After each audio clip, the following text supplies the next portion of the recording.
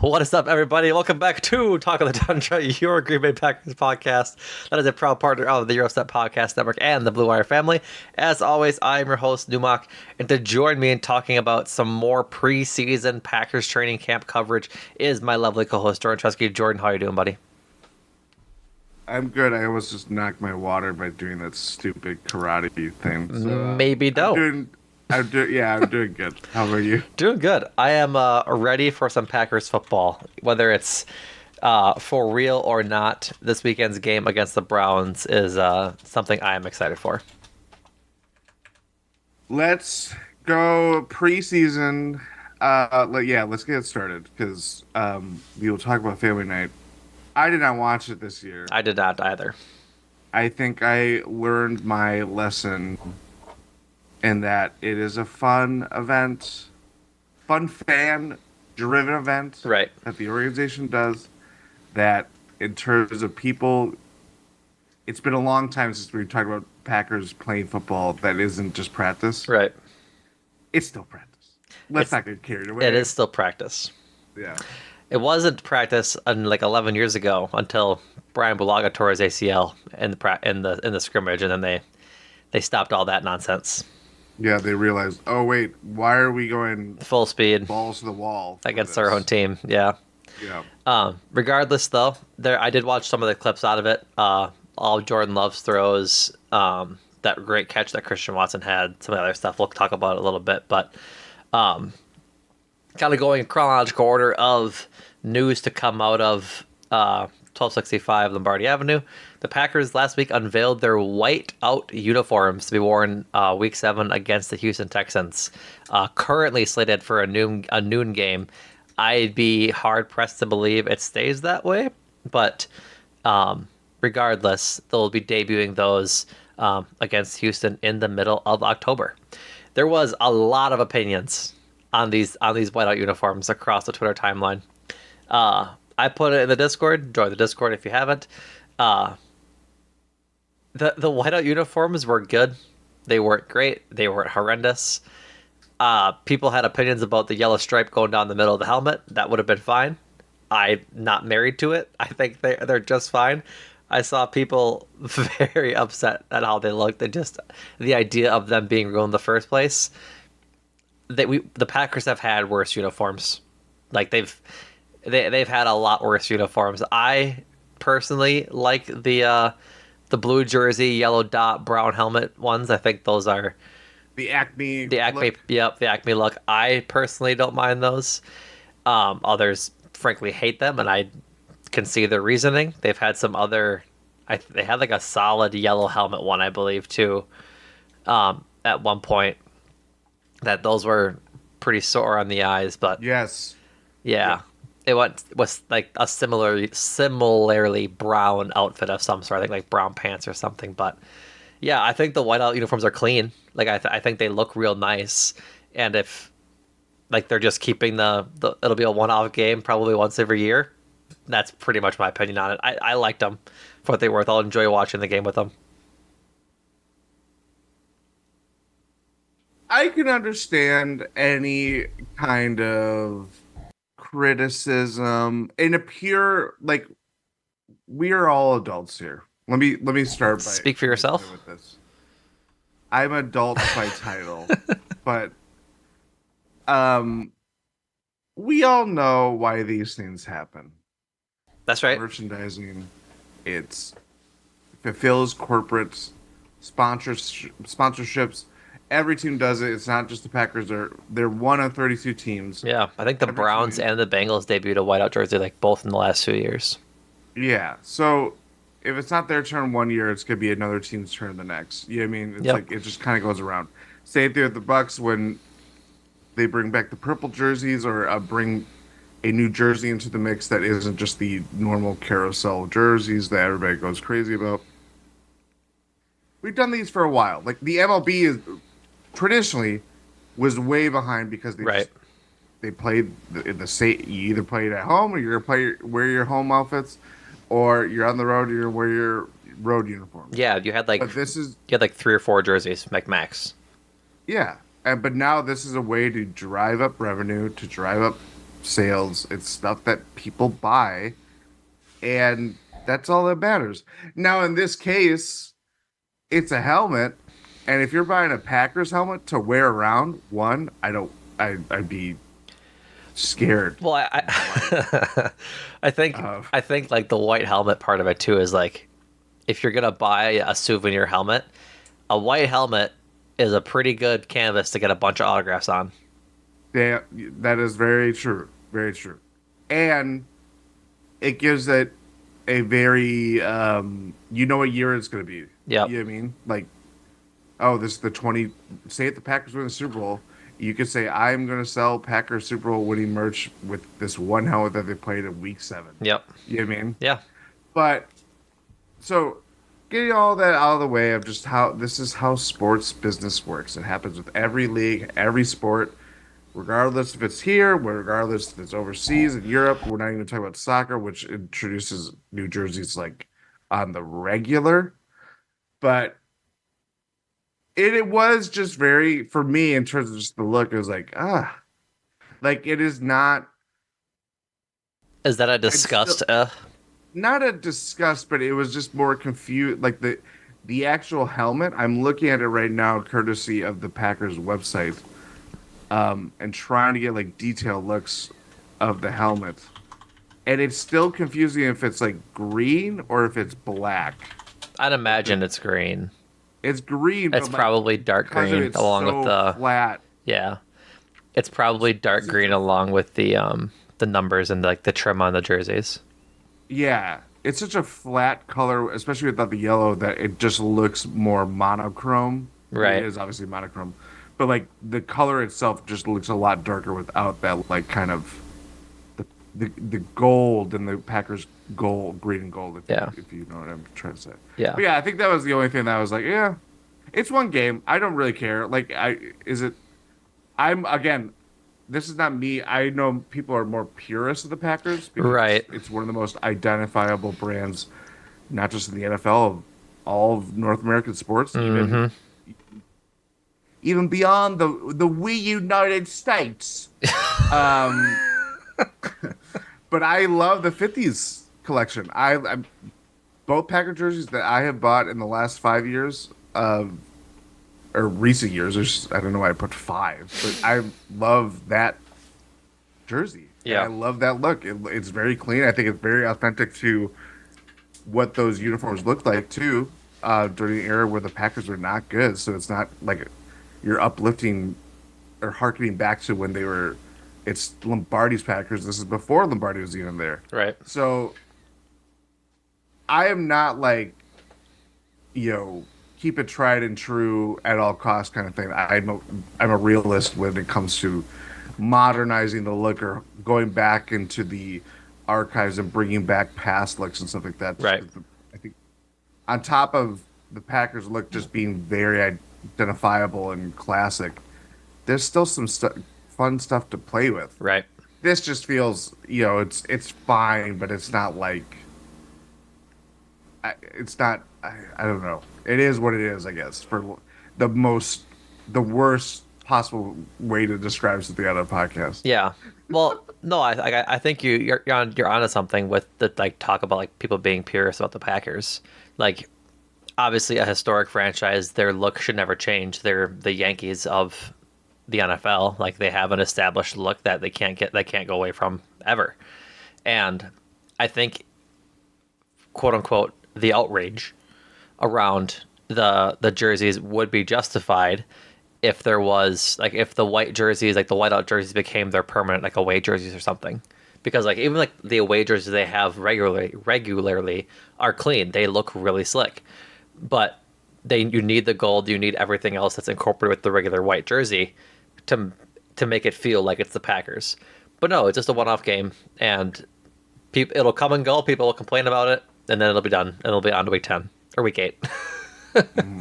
So it'll be cool. That's all we really have to say about it. So, moving on, the Packers did get some reinforcements coming out of family night. Tucker Kraft passed his physical and is coming off the PUP list. Expect him to be woven into the practices and 11 on 11s, similarly to how Rashawn Gary and Eric Stokes were last year, and how Zach Tom is being woven in this year. Probably one-on-ones for a while for Tucker Kraft. Probably won't get run in Saturday's preseason game against the Browns if I were to be a betting man. But good for him to pass his physical from that torn pec he suffered, I believe, in like April or May, and get back pretty early here in camp. I think he'll be a nice addition, obviously, to this offense that's already kind of humming. I am very intrigued by second year Tucker Kraft. I think Oh yeah, as much as Luke Musgrave was kind of a Jordan Love's most dependable receiver early on, mm-hmm. that might be controversial, but it didn't matter because Packers were not that great at that point. I just thought Tucker Kraft kind of balanced things out. I just think he's more of the, as we talked about, he's more well-rounded in Right. all aspects of his position. Yeah, And therefore, I think that has a better use of, if we're talking about the future of the position, who's got a leg up on the other. I kind of am more pro Kraft, and I'm not talking about mac and cheese. I knew you were going there. I knew you could not help yourself. Well, they're the cheeseheads. But yeah, God. I lean more towards him, Musgrave. So I'm very intrigued by what he looks like. I hope, given his injury, you think that, and the fact that he's kind of, I know there's a lot of talk of like, well, he wasn't going to be ready at the start of training camp. It could have lingered on longer. It's August 5th as we're recording this. He's not going to miss that much time. Yeah, he's missing 2 weeks. 2 weeks. 2 weeks, yeah. Like, that's kind of the best case scenario. And the fact that he had an upper body injury where it didn't really it limited him in some ways, obviously, but not like, he could still kind of get up to speed quickly before the season starts, which is very reassuring, especially when, now the season's a month away. That's kind of crazy. It is pretty crazy. But yeah, I'm with you. Like Tucker Kraft was coming out of the draft last year, the project tight end, and Luke Musgrave was more of the NFL ready tight end, not NFL ready like to be one of the best, but the most pro ready out of the two.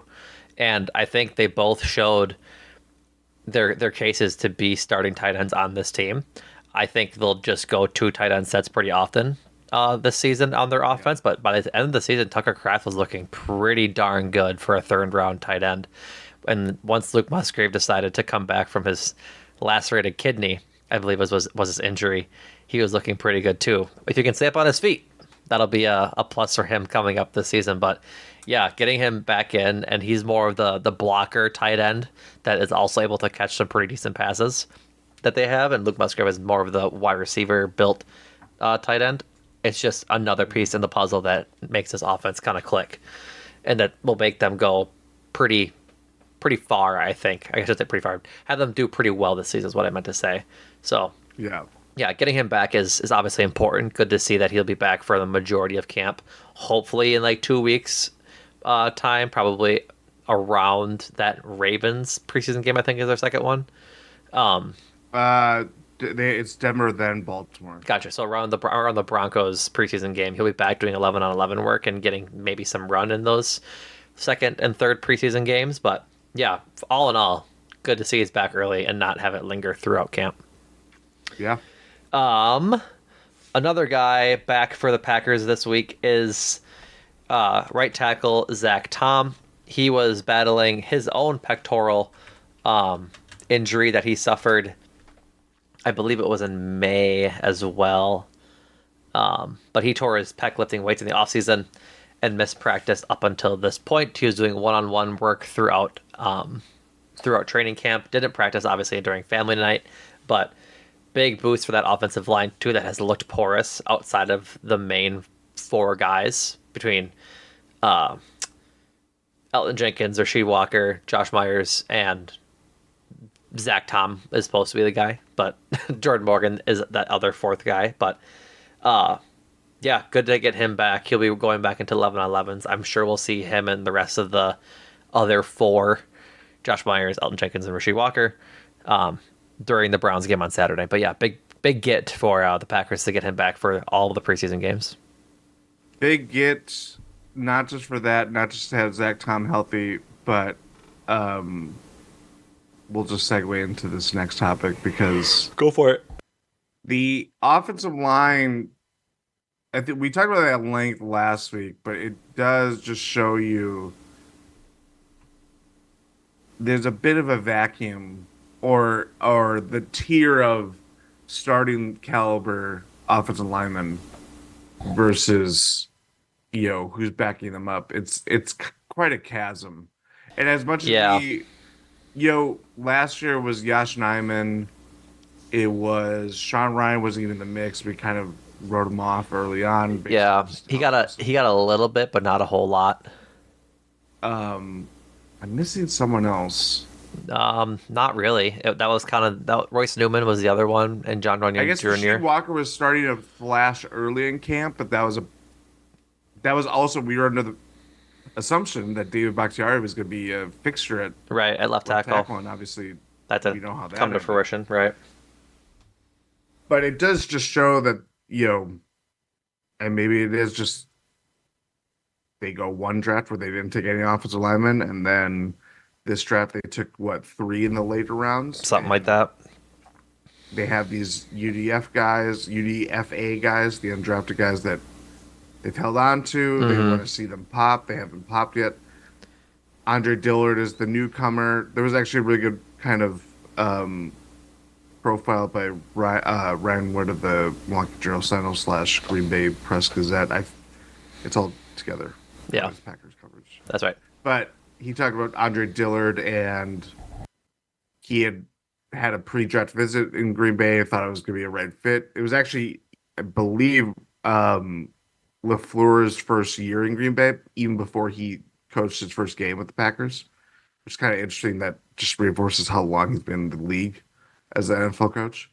But yeah, he's not I'm not trying to vault him into this him being better than what he is, because he's not. Right. But it's pretty bleak. Yeah. Outside of the top 5.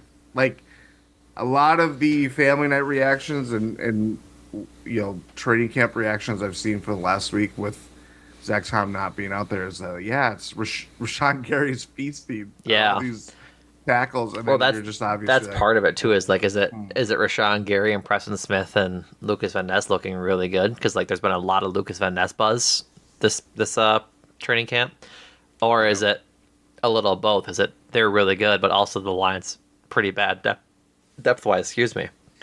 And so, yeah, I'm with you. The offensive line depth is still an issue, and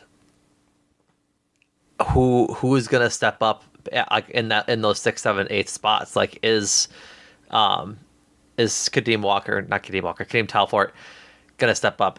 Andre Dillard hasn't been showing much of anything. Is Caleb Jones gonna take a next step? Is Luke Tenuta going to take a next step after they didn't see him last year?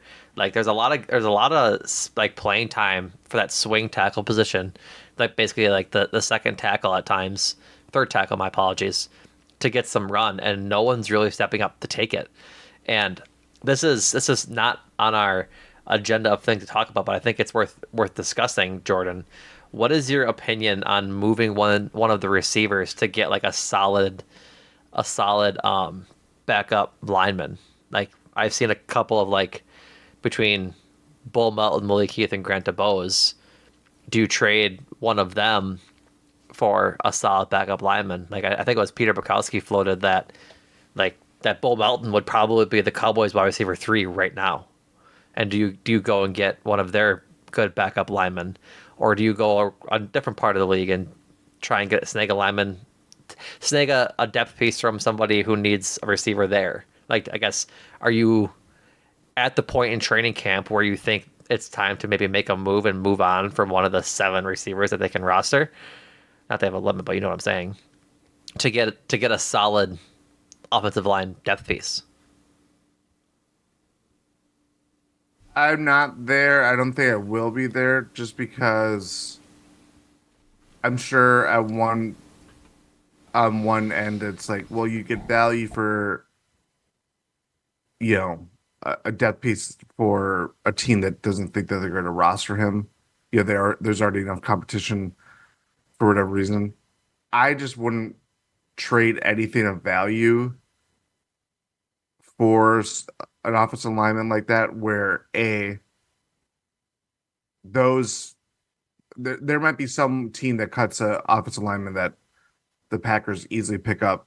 They might finalize their 53, but keep a guy that on the roster that they'd cut for someone that gets cut elsewhere. You know what I mean?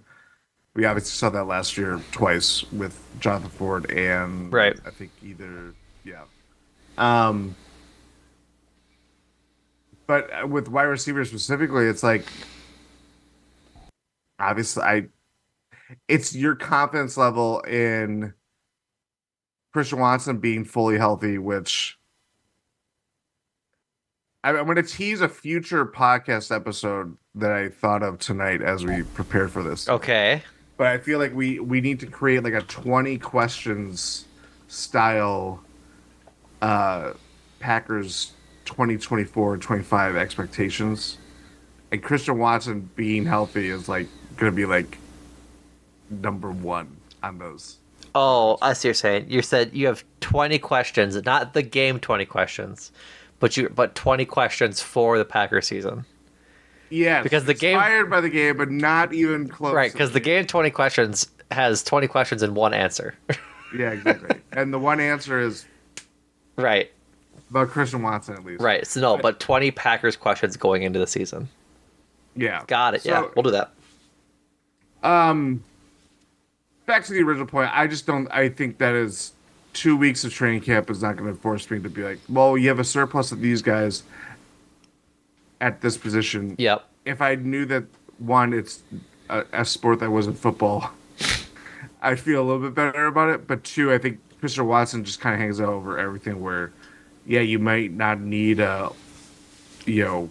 someone beyond the top 4 or 5. Well, that's the thing that's where like Kraft and Musgrave play into this too, though, because like if you have a top four, a solid top four, and Watson, Dobbs, Reed, and Wicks, you'll probably need a 5, and that's Bull Melton.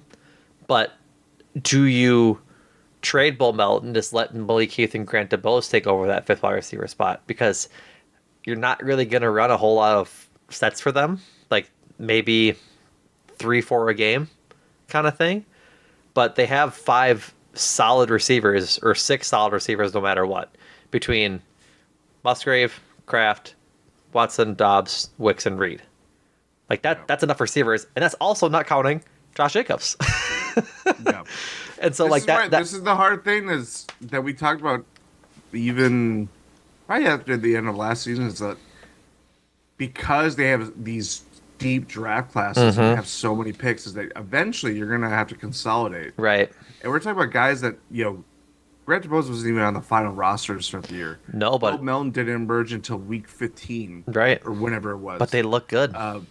But they look good. Malik Heath was, on the team, but just more of a bit player. Harder decisions are going to have to be made yeah. than those guys. But yeah, it is one of those things where they're looking good. You'd think that they're attracted to a team that has a very thin wide receiver core. I mean, as we're recording right now, Brandon Ayuk is kind of this domino that might get traded, that Right. is likely to get traded, but these teams are going to have to pony up exciting offers to a Super Bowl contender. A Browns reporter said that the Browns and Patriots have worked out the framework of deals with the Niners for Brandon Ayuk, but it's up to him if he'll take the deal or not. That sounds like some levy leverage. Maybe. I know, but I'm just saying, like, But no, I get what you're to saying. execute a training camp deal is tough when a lot of these teams are probably looking at 3 to 4 weeks. We'll be looking at however 1,000 players. Oh yeah, that are getting cut. something like that. Oh, at least think that. at Yeah. least 1 or 2 are probably going to be worth like Worth rostering. Yeah. Yeah, and not even just that, sticking around for the entire season. Right. Because is it really worth it to go after a player that isn't that caliber just because you want to have a little bit more cover for that? No, I'd probably rather just keep it how it is. But Right. that's just me. Yeah. I think I'm not there yet on trading a receiver, but I think come like after next week's preseason game, I wouldn't be opposed to doing it right away. And just Yeah. like making sure you grab like one of the best guys you think that you could probably get, like maybe a guy that might be rostered anyways. So, but yeah, I bet they probably don't trade anybody, and then pick some up at the deadline, right? At once the cuts happen, things like that. So, but it's definitely like an interesting conversation because they do need offensive line depth, and they have a they're blessed with depth at the wide receiver position. So I think that's like one of their one of their only avenues, but one of the few avenues they have to get a solid piece on their offensive line depth without actually waiting till cut day. Um, Going forward, let's talk a little about AJ Dillon before we talk about family night a little bit more. Um, AJ Dillon going into this like 1 year rookie, not rookie deal, this 1 year pretty much vet min deal that he took. Um, Understands he talks to Matt Schneeman. I'm sure I know I pronounced it wrong. Shout out Keith for always making fun of me for saying his name wrong. I'll get it right eventually. Um, Matt Schneeman wrote an article about AJ Dillon, just understanding what's at stake for him this year. Um, I think this is an interesting article for sure. Not from Matt's side, just from the framing of it from like AJ Dillon's point of view. Like we understand that AJ Dillon needed to make a jump in his performance the last couple of years, right? Like I don't think that's out of bounds to say. Like I think the expectations for him were higher than what he had exceeded the last 2 years for sure. Yes. Um, And he was the other thing, he was needed with Aaron Jones being hurt for a couple games, some stretches, especially more so last year, and it did pan out. right. And so now coming into this training camp, he's on pretty much a prove it deal. Like this is probably his opportunity to at least get a decently sized deal next year, whether that's from the Packers, probably not, or from a different team to at least give him a 2 3 year deal or something like that. But he's been working in the offseason. This is from Matt LaFleur quote. This is the best I've seen him, hands down. I think he tell you the same. I think it's just a testament to the work that he's put in. He come back, he's in great shape, et cetera, et cetera. But if if if it continues from training camp into the regular season, that's great. Big fan all around for Packers fans. I just my only gripe is like where was this work ethic like 2 3 years ago? Because if he's better the last 2 years, I think this team is a lot better. They're obviously held up by defense and some other things in general, but like imagine how the beginning of last year looks, Jordan. If AJ Dillon is I don't want to say competent because that's mean, but like is a better running back than he was through 7 games when Aaron Jones was out. Like I think they look a lot better if he just plays what 10 carries, 80 yards, and a touchdown sometimes, getting a lot of those fourth and shorts, third and shorts, and not getting stuffed, that kind of Running thing. into Alvin Jenkins and Hurting his ankle, yeah. And so so, yeah, I agree with that. I mean, I think part of it is just like it's year 5. yeah, You know, sometimes going through those experiences kind of motivate you in a way, and essentially now being he's in contract year after contract year mode. You know what I mean? That's going to kind of be the ultimate motivator. right, I think for someone like AJ Dillon, you mentioned too, it's like how the NFL perceives running backs and how it is just so you have the top ones looking for big money, and there was a lot of changeover between, obviously Josh Jacobs coming to Green Bay, Saquon Barkley going to Philly, Aaron Jones going to Minnesota as a reaction to Josh Jacobs. DeAndre Swift going from Philly to Chicago. He's Yep. being like the first free agent signing that was agreed to. It is what it is. It's not a great market. Even the guys, I mean, Josh Jacobs was the rushing leader a couple years ago, and now is Right. essentially just had $12 million guaranteed in his big payday. So it's a harsh reality. And as someone like AJ Dillon, who's not really fit into that mold of productive running back players or being a number one option or anything like that, it's even harsher for someone who's essentially just signing the literally the bare minimum that you can sign as an Mm-hmm. NFL player. Right. Um, it's I think that is kind of the ultimate thing is just like it's not even just it. Maybe I have said this before when we talked about AJ Dillon, but just want to reinforce that it's not just about whether he sticks with the Packers long term; it's just whether he's in the NFL because Yeah. it just it's year five. You know Yeah. what I mean? It doesn't feel like he's been a Packer all that long as much as he's No. It ingratiated it himself into feels everything. like year three in my mind. Yeah, maybe that's just because of COVID and well, everything and the other else. thing too, that but year one was kind of a wash. I think even in Matt Schneeman's article, it was he was had just like 6% of snaps during Yeah. his rookie year. So really, like he, this is year 3.5 Yeah, that's what it feels like. onward. Is Right. like he hasn't really factored in as like from a production standpoint in that sense. But yeah, I just think it's more of like you know he could easily get phased out by a team that's like, yeah, we rather go younger, and maybe it's a guy that we just bring off the street who to fill in as like our number three running back, but he's cheaper, Right. and we think that he might turn into something that you haven't been. That is ultimately what it is. Right. I think the biggest thing is just like the production hasn't been there. Like for as much as Yeah. he's loved by like all Packers fans, like he's endeared himself to the community and the state and the fan base. This is from Matt's article. In a blowout win over the Titans late in his rookie season, Dillon ran 21 times for 124 yards and two touchdowns in the snow while Aaron Jones was banged up. Dillon had returned from a 5-week COVID-19 absence not long prior to that breakout game, but that since that game, late his rookie season, so late 2020, his career high single game rushing yardage is 93. Like he hasn't broken 100 yards on the ground since his debut season. And I think that's kind of the thing, right? Like obviously Aaron Jones has been the number one in the time that he's been here, but it's not like he's been lacking. He's been what's the word? He hasn't lacked opportunities. Is essentially what I'm trying to say. Yeah.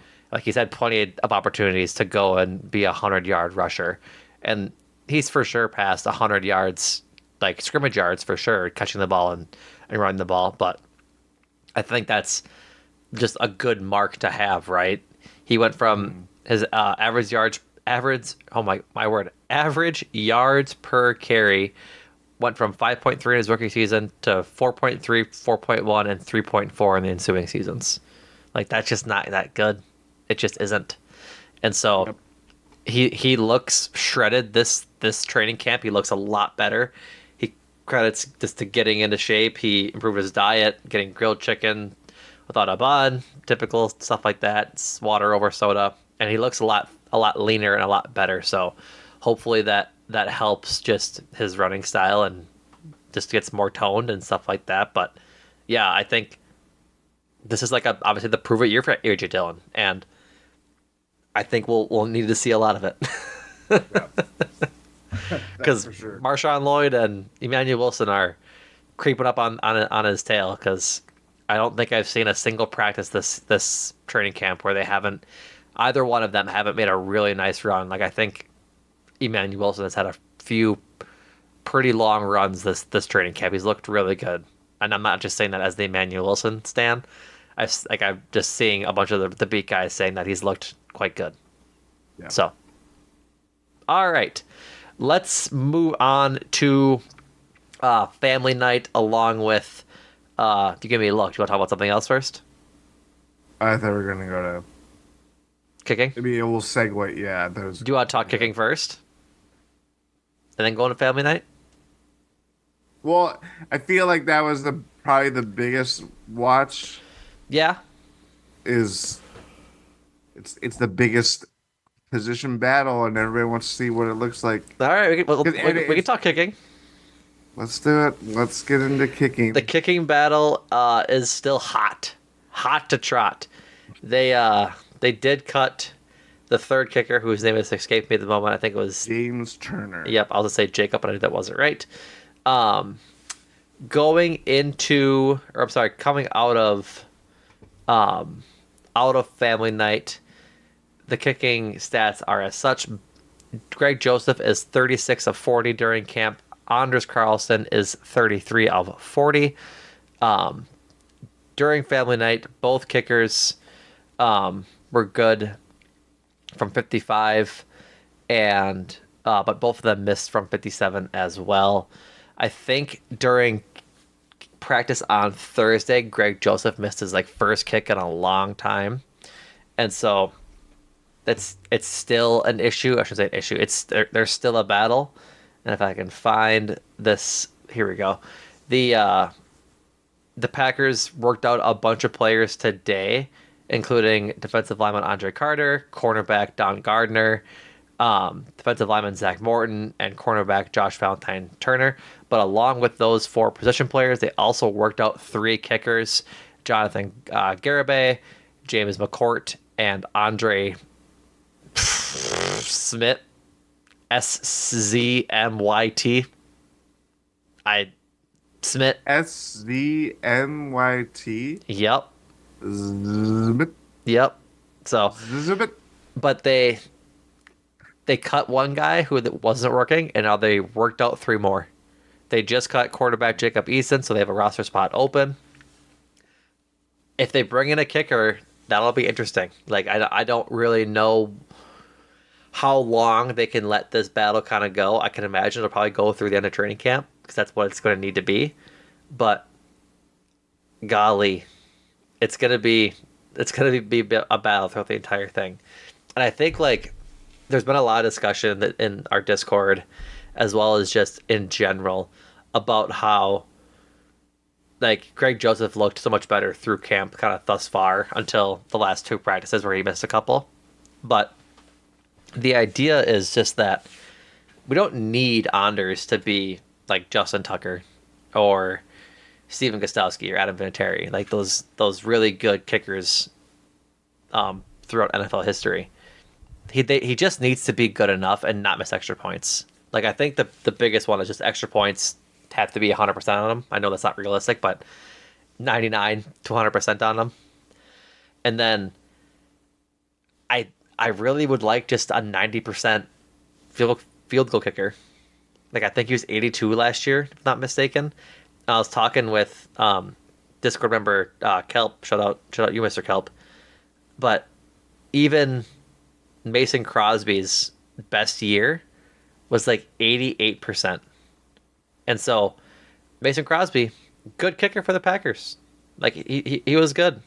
And so it's not like we just need him to be elite. He just needs to be good enough and reliable enough in the spots he's counting on. So 81.8% for Anders last year on his field goals, 87% on extra points. He missed 5 of them total. I think that's just the thing. Like if Anders can be solid in a 90 to 95% hit rate on kicks 20 to 49 yards, that's what we need him to be. And then if he's 75% or so on kicks plus 50, I think you can live with that. Because like obviously those kicks are hard. You'd like them to be hit more often than not, right? But Yeah. I think the biggest thing with Anders is just the consistency. You can't be missing 4 kicks last year from 40 to 49 yards and 2 from 50 plus, along with the 5 misses from the extra point. Like that's just frankly unacceptable. I understand your point, and I agree with consistency. I know I've planted my flag here as Anders Carlson's biggest fan. But yeah, uh, extra points. I mean, they still feel like slam dunks even after rule changes recently. So when a kicker misses that, and especially at the rate that he was hitting by the end of last year, it was alarming in that sense. I will just, I just have to do this because it just makes me laugh. You're like, oh, we don't need him to be a Justin Tucker, but you mentioned like, oh, but if he hits 90% of his field goals, Hmm. that's that's what I want, kind of Right. thing. And that's I'm not discrediting that. It is just funny because as you were saying that, I just looked up best field goal percentage for NFL kickers all time, and it led me to StatMuse, who thankfully they did away with like anybody can just kick a field goal and it Right. applies. They have There's a a minimum. minimum of 100 field goal attempts for kickers all time. Yep. The number is 90.2%, and it is held by Justin Tucker. So it is just really funny. It just made me laugh. Right. Oh, sure. So here's what I'll say to that is that I think like that number is more attainable than on a per season basis than a career. You know what I mean? Oh yeah, yeah, yeah, yeah, yeah. So I like was gonna say if you look at a lot of it goes from Justin Tucker to Harrison Butker to Eddie Pinheiro, Young Hoku, Daniel Carlson, funnily enough, Chris Boswell, Josh Lambo, Kaim Fairburn, Mike Vanderjagt. That's a pull. Robbie Gould. That's the top 10 right there. so Which of last those names are like current kickers? right.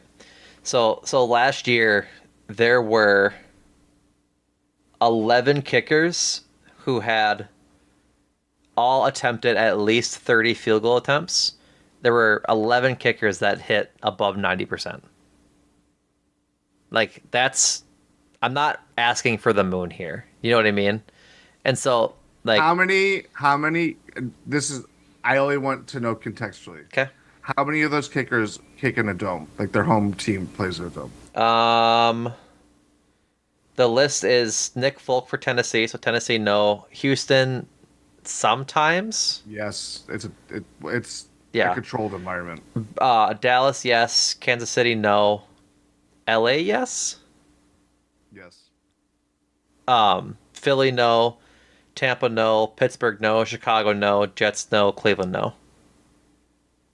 Interesting. So 3 of the top 11.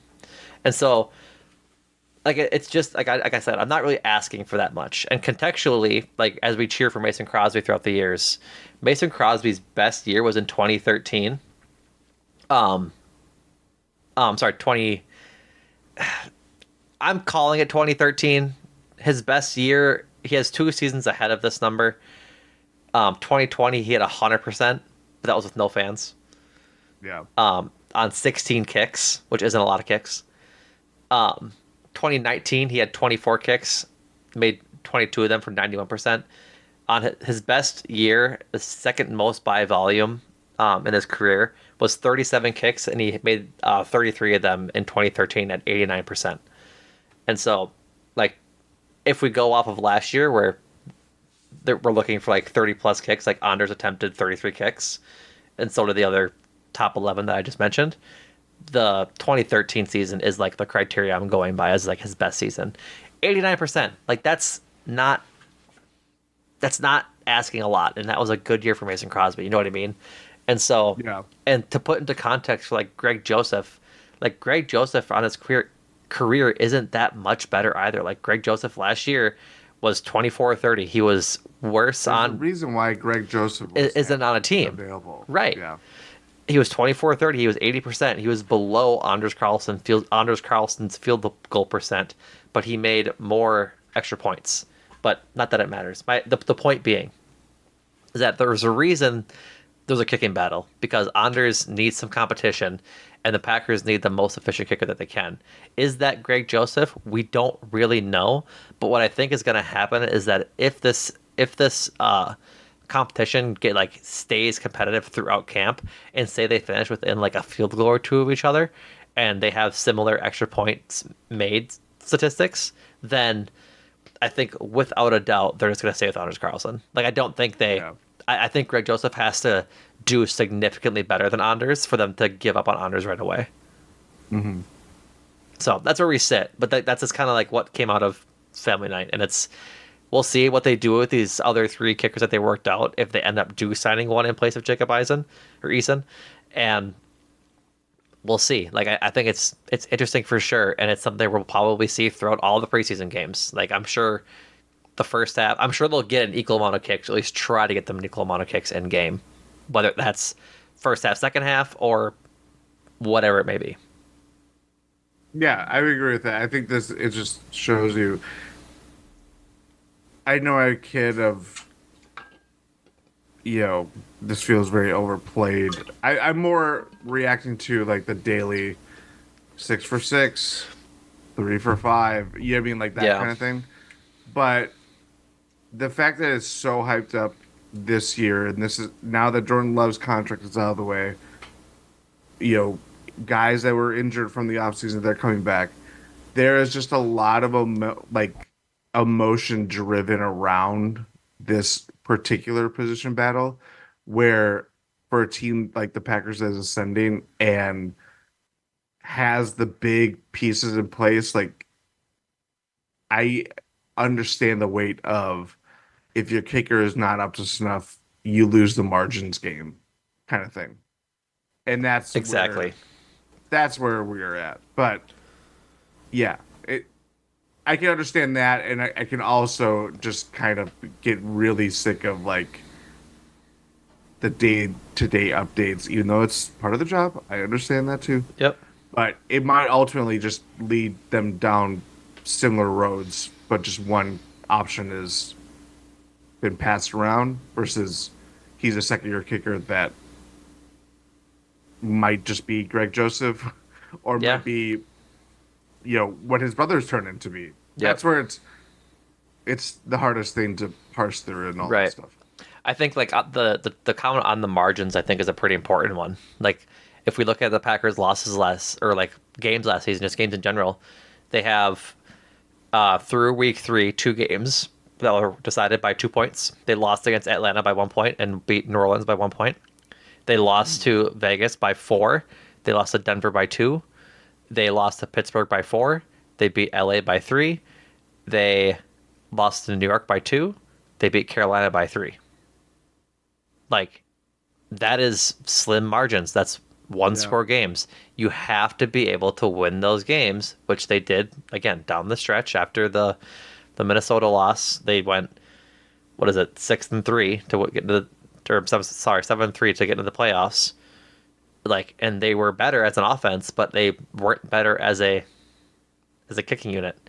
And so having a better kicker increases those chances of getting points on a drive, right? You go down, you're in the red zone, then you somehow don't get in. You got to nail the kick, and sometimes you just don't nail the kick. You got to hit the Yeah. extra point, kind of thing. Like it's the most criticized position I think in football without a doubt, and it's hard. And there's a lot of love lost when it comes to kickers. You have to establish yourself one good. You have to establish yourself as a good one early. Otherwise, you're just rife with criticism throughout, which is what Anders is on pace for right now. Like Anders could have 3 good years of 90%, and then have a bad year, and I'm sure people will be calling for his head. And Yeah. I'm pretty affirmed in that belief because that's just how kicking goes for kickers, and it's how fans react. So, but Family Night had some other highlights. Jordan, did you see Christian Watson's touchdown over Jair Alexander? Because that was a beaut. That's Yes, I did. that's what we're looking for out of Christian Watson. Because if they can get that deep ball working, and from all accounts, from all the beat reporters, Jordan Love's deep ball has looked really, really good. I've been paying attention to the videos because I have been waiting to get off the easy quote tweet of harkening back to the Packers' best play last season, which was throw it deep, but throw it short and get DPI. And I haven't Yeah. been able to do that. Like there's been deep balls to receivers that have been perfectly dropped in a bucket. And if that deep ball is on, whoo baby. It's gonna be a spark. I am just ready for that connection to flourish. I'm ready for Jordan Love, now paid just to be throwing dimes everywhere. Right. Yeah, I was very intrigued by that. There's another Romeo Dobbs. By all accounts, had a good family night. Mm-hmm. He's really blossoming. I think he has a chance to go for a Could thousand be yards this season. the post playoff game bump too. I think realize that it could be when we think about his career trajectory. That's where it changed. And yeah, it could be just that where it's like someone he's not compared to like Christian Watson who has clear like he has the potential to be a number one Right. kind of guy or Right. the yeah downfield threat that you always want to go for the home run plays kind of thing versus Jaden Reed who's this kind of Swiss Army knife wide receiver. Dontavian Wicks is the you know breakout kind of candidate that everybody's penciled in. Right. Romeo Dobbs might just be the steady guy that keeps you in, Yeah. and that could be really good enough. I mean, this time last year we were talking about him and Jordan Love having a really good connection to one another. Yep. And despite like there were some things that were not great overall with his second year, but like they had a connection. He had like 7 red zone touchdowns in particular. There's just something there that you can work with that with more progression and more reps that it's only going to come way easier for the both of them to accomplish bigger things than what they've already done. Right. In the few videos I saw, Romeo Dobbs catching the ball this training camp, he's catching the ball at the high point, jumping and Yep. and nabbing it out of the air. And if he fixed his stone hands issue, like we talked about that at length last year, where he was making really nice catches in the end zone and really wow catches, but wasn't making the simple ones at times. If he can make all the simple ones and just keep grabbing the ball like he can, he has a chance to be a really good wide receiver. Really good wide receiver. Yes. And that'll be like helpful for the Packers. Like if they can get 3 sure-handed receivers, like that's just the biggest W you can have as a specialist unit. And not to get back to Jordan Love right away, but he was throwing some darts, man. He had a throw to I think it was Dontavian Wicks or Jaden Reed where he just arced it and it was about that far. Audio listeners, I'm holding my fingers about an inch apart over Quay Walker's outstretched jumped arm, and it just dropped right in the bucket for a catch. It's like, my word. I will say, there was one throw from Family Night that he just about got Christian Watson killed. It was that was the other thing I was going to mention. a throw over the middle, up the seam, and Evan Williams, if he was an opponent during a real game, would have just murdered Christian Watson. Like Watson's falling down, it hits him. Like it's a good throw as a, like on target. You can't put your wide receiver in that position because I think even in like on that play, Evan Williams like broke it up, kind of hit him, but any free safety is just gonna throw a shoulder in there and lay him out, and that's probably a slow getter upper from Christian Watson on that one. Oh yeah.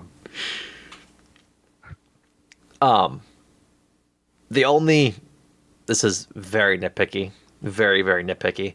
I watched Justice Moscata's recap of all of Jordan Love's 11-on-11 throws. Still throwing the ball short on some throws in the flat. I'm not sure if you saw that, but he had a handful of 11-on-11 throws, probably like 10 to 12 or so, and a lot of them were out in the flat, and a lot of them were not on target. And that could be chalked up to the line not playing at its best, this, that, or the other. But if you can get the ball downfield at a good clip, that's just fine. That's well and good. There's going to be a lot of dump offs probably in this offense, get it to Josh Jacobs with space and things like that. And you just have to hit him in the hands kind of thing. It's like put it on the numbers, give him a chance to make a move. And there was a few there that were of of importance that's like, okay, you can't be throwing down by his laces, et cetera, et cetera. So that's my only current nitpick on Jordan Love's training camp. Works for me. Last thing of note, folks, Packers kick off at 3:25 this Saturday for the preseason game against the Browns. According to Packers Dope Sheet, the Packers have played the Browns 26 times during the preseason, tying Pittsburgh and Washington for the second most all time. The Packers have played the Giants 30 times during the preseason, the most of any opponent. I wonder who we see. I think we might see most of the starters. Same for Jordan Love. I wouldn't be surprised if he played either. He might play, but I think it's Play a not gonna be like series. last year. No, I think it's God, gonna no. be very He'll camped down. he'll play a series. This is probably what I expect him to play. Yeah. Same with most of the starters, probably. But I wonder who we see from the Browns side too. Like the Browns had a down year last year. Obviously no Deshaun Watson for most of the year. He with an injury. Did they make the playoffs with Joe Flacco? They did, right? They did, but they got creamed. They by got creamed. Houston. Yep. So not a down year per se, but not a what's the word? Cohesive year. They didn't have Nick Chubb. They didn't have Deshaun Watson. So I would be surprised to see if Deshaun Watson plays and gets some more reps in with Amari Cooper and Jerry Jeudy now. We'll see where they play. But Browns defense is pretty good. They've been pretty good the last few years. So that one series they play, if they do starters against starters, will be a good one for sure. So we'll see if we get that.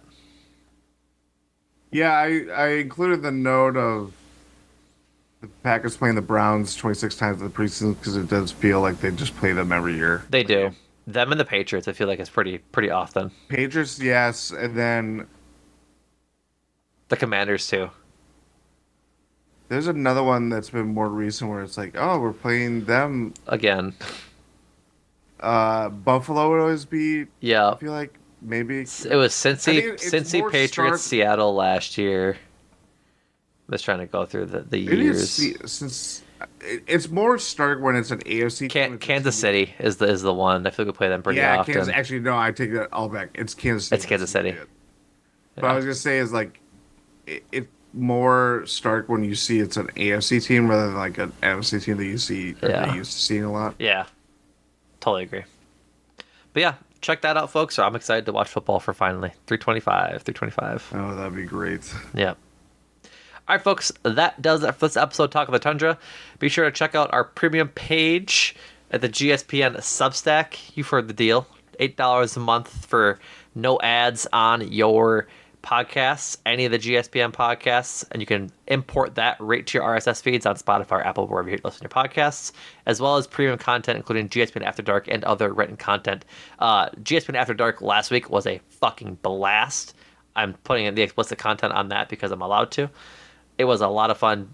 Ty, Andrew, and I predicted what sports we could medal in, both real and fake, as well as just talking general Olympic stuff as those are in their second week now. So $8 a month. That pod itself, in my opinion, is worth the $8. Go check out the videos I posted last week if you want a sneak peek of some of the hilarity that ensued. At Numac and Jordan on Twitter, at George Husky on Twitter to go follow us over there. Check out the other GSPN podcasts this week with the Eurostep as you're listening to this, probably as a good listener Tuesday morning. Ty and Adam are hopefully recovering from their early morning watching Greece play at, I think, 4 o'clock Central Standard Time in the morning. That is correct. So Greece makes it out of the group stage, is onto the knockout round, and they play, who do they play, Jordan? Germany. Tough pull as they're the second seed, I believe. I think they also swept their group stage round. I forget, but they're pretty darn good. I don't know if they swept. I think they lost their last. I'm looking up right now. Gotcha. But yeah, Ty and Adam will be recording that the post game of that game and any sort of Olympic roundup they have about Greece and Giannis's performance there within. I take it back. Germany won all 3 games. Their last game came against France, and they actually stun the host. Yes, I do. Yes, yes, yes, yes.